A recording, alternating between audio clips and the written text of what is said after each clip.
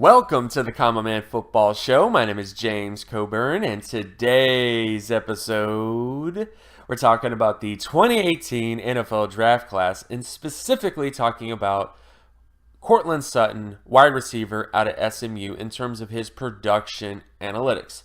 And if you are new to the channel or new to the work that I do, a quick synopsis on what production analytics is, or at least in terms of passing yardage market share data. Passing yardage market share data is essentially where you take an individual offensive statistic and you divide it by the team total statistics. So, for example, if a wide receiver has 1,000 yards on a team that has 4,000 yards passing, then that wide receiver has 25% passing yardage market share. But what you do is you take that number and you compare it to every single wide receiver performance since the 1969 NFL Draft Class, and then boom, you have a way of comparing where All-Pro players typically performed in terms of their production, where Pro Bowl players typically performed in terms of their production, and then of course where even long-term starters performed in terms of their production.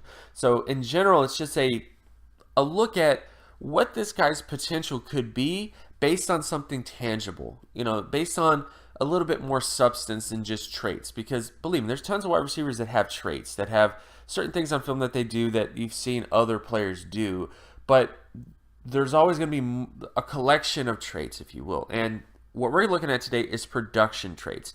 These are things that all the All-Pro, Pro Bowl players shared on paper, not necessarily on film, but just on paper. And that is how we are going to look at Courtland Sutton today, is how he performed compared to all of the wide receivers since the 1969 NFL Draft Class based on production analytics.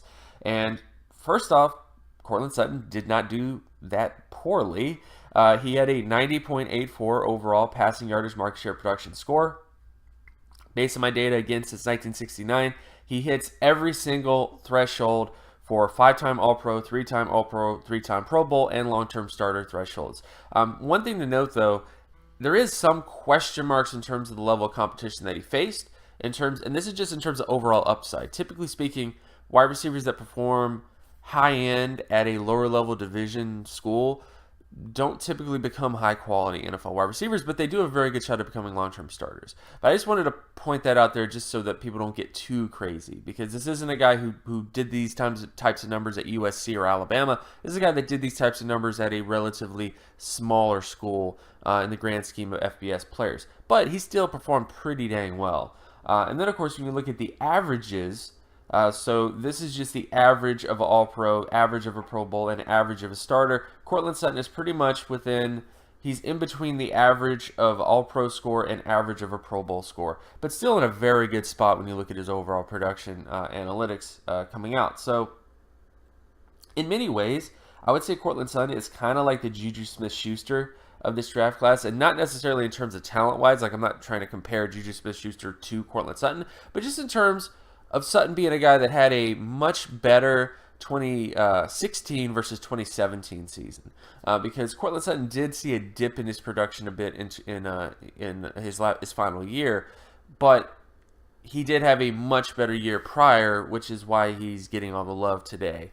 But overall, Courtland Sutton, pretty dang good profile of a future NFL starter to something more. The combine testing, I think, will give a little bit more information in terms of height, weight, speed, all those types of things to kind of give a better idea of where he might actually end up. But so far, not a bad shot.